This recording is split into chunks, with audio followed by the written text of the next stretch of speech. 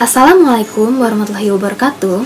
Perkenalkan, nama saya Nicole Joaniovini, kelas 12 MIPA 1 dari SMA Negeri 12 Kota Tangerang.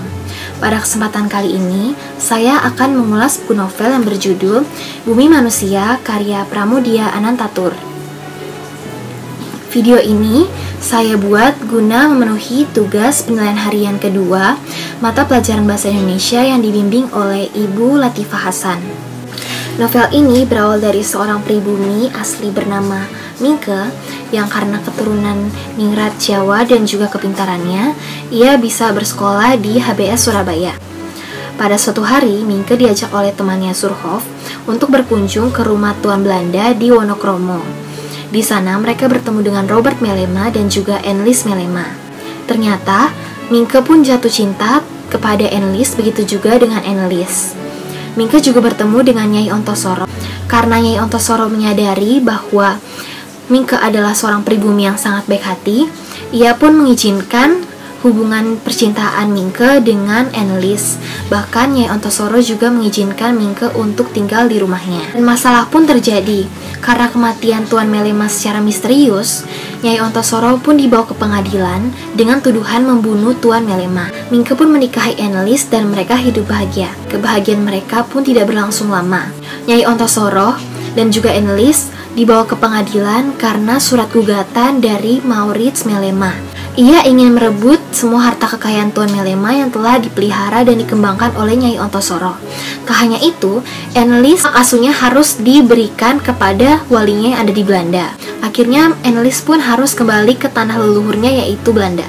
Tema dari novel ini adalah percintaan seorang pemuda keturunan ningrat Jawa dengan seorang gadis keturunan Belanda dan perjuangannya untuk memperoleh keadilan. Penokohannya yaitu yang pertama Mingke.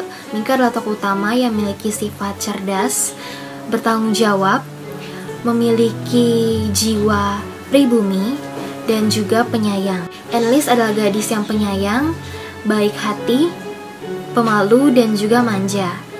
Nyai Ontosoro berwatak mandiri, tegas, pandai, bijaksana, dan juga tegar.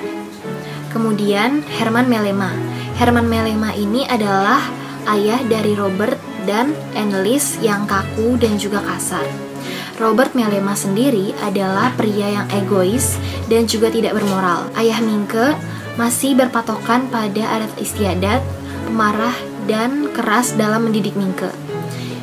Tetapi berbeda dengan ibu Mingke yang penyayang dan juga bijaksana.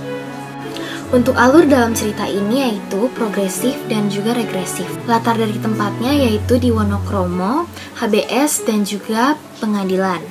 Untuk latar waktu yaitu pagi hari, siang hari, dan malam hari. Dan latar suasana yaitu saat pernikahan Enlis dan juga Mingke, suasananya sangat membahagiakan. Namun ketika banyak masalah yang terjadi, keadaannya pun berubah menjadi menegangkan, mencurigakan, menakutkan, dan pada akhirnya pun menyedihkan. Sudut pandang yang digunakan dalam cerita ini yaitu sudut pandang orang pertama, tokoh utama. Untuk amanatnya, karena novel ini dilatar belakangi oleh pergerakan pemuda Indonesia pada abad ke-20 yang menceritakan pergerakan, perjuangan, dan semangat pemuda-pemudi Indonesia, maka dari itu pengarang ingin agar pemuda-pemudi Indonesia yang sekarang tetap memiliki semangat yang sama meskipun tidak mengalami penjajahan lagi.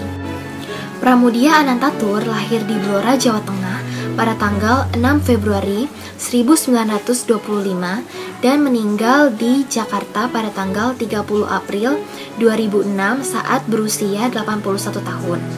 Beliau adalah pengarang yang produktif dalam sejarah sastra Indonesia. Pramudia telah menciptakan lebih dari 50 karya dan telah diterjemahkan ke dalam lebih dari 42 bahasa asing. Pramudia menempuh pendidikannya di Sekolah Kejuruan Radio di Surabaya dan bekerja sebagai juru ketik untuk surat kabar Jepang di Jakarta pada masa pendudukan Jepang di Indonesia. Nilai sosial. Nilai sosialnya adalah saat Mingke membantu temannya untuk memperoleh pekerjaan. Kemudian nilai budaya.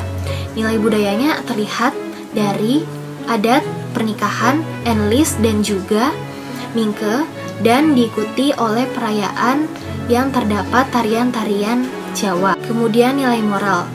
Mingke selalu menghormati orang-orang yang ada di sekitarnya, bahkan orang yang membencinya sekalipun. Buku ini sangat menarik untuk saya karena cerita di dalamnya sangat menggambarkan bagaimana perjuangan bangsa Indonesia untuk memperoleh keadilan pada masa penjajahan Belanda. Kemudian, tokoh yang paling saya sukai dalam cerita ini tentunya adalah Mingke. Karena selain ia adalah pria yang sangat cerdas, ia juga bertanggung jawab dan penyayang. Kemudian, manfaat yang saya rasakan, yang bisa saya ambil setelah membaca buku ini adalah kita harus lebih bijaksana dan bertanggung jawab dalam menghadapi segala masalah. Kita harus selalu memperjuangkan keadilan karena itu adalah hal yang paling penting.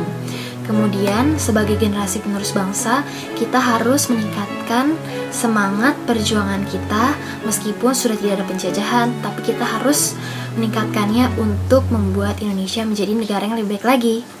Sekian dari saya, kurang lebihnya mohon maaf. Wassalamualaikum warahmatullahi wabarakatuh.